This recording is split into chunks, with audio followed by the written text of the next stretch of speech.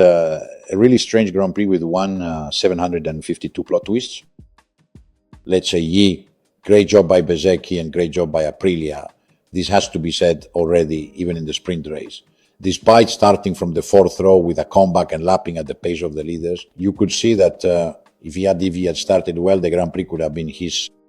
It must also be said that Silverstone is a very favorable track for Aprilia.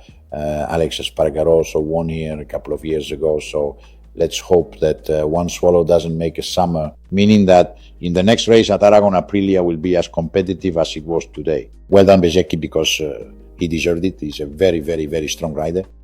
Unlucky for Quartararo. Quartararo had frankly dominated.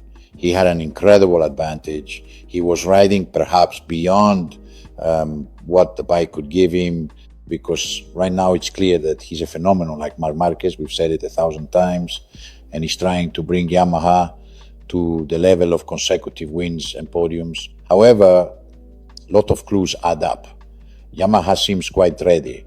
Extremely unlucky due to a technical problem, but these things happen. It wasn't his mistake.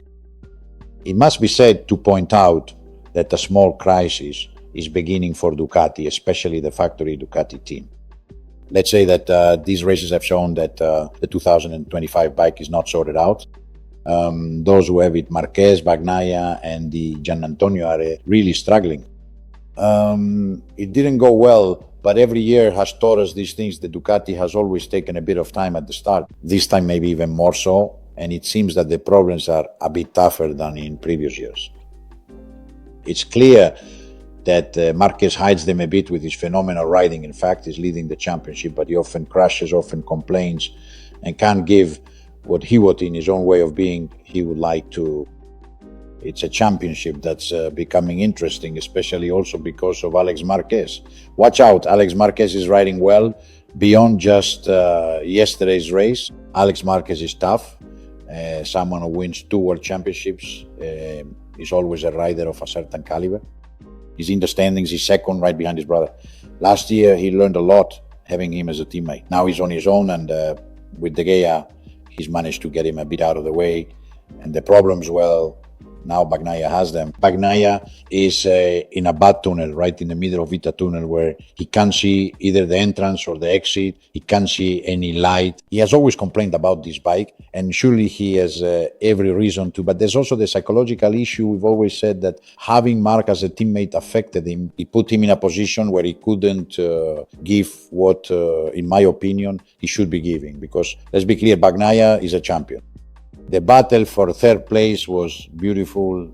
Morbidelli was superb for the podium right up to the last corner. Maybe he deserved it, but Marquez had that flash of brilliance.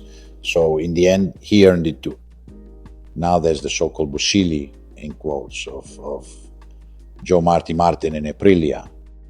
After what happened with Martin wanting to leave because of a clause that was in the contract, this is something I just don't understand. How can a company put a clause like that in leaving the option to the rider? He wants to leave. Now we'll see what happens by the end of the month, because it's clear that things need to be sorted out. We're already in June, and Aprilia can't just keep waiting for another rider.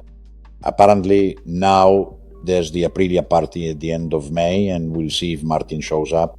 And one thing is certain now, Martin has to make an official announcement. This needs to be done, and from there we'll see how next season will look. Another important point, once again, all the manufacturers are in the top 10. A very important thing, maybe for the first time, if we look at the finishing order, Ducati is neither first nor second, and this is an important point to note. So guys, here in England it rains, then the sun comes out, then it rains again, then the sun comes out again. You never even know what the weather will be like, how to dress or what to do. The only thing that's certain is that the Prosecco weather, it's raining, sunny, hot or cool, should always be drunk. It's a great pleasure. Drinking it mindful in the moment puts you at ease. But in any temperature, in any way, Prosecco saves our lives. Cheers to Prosecco.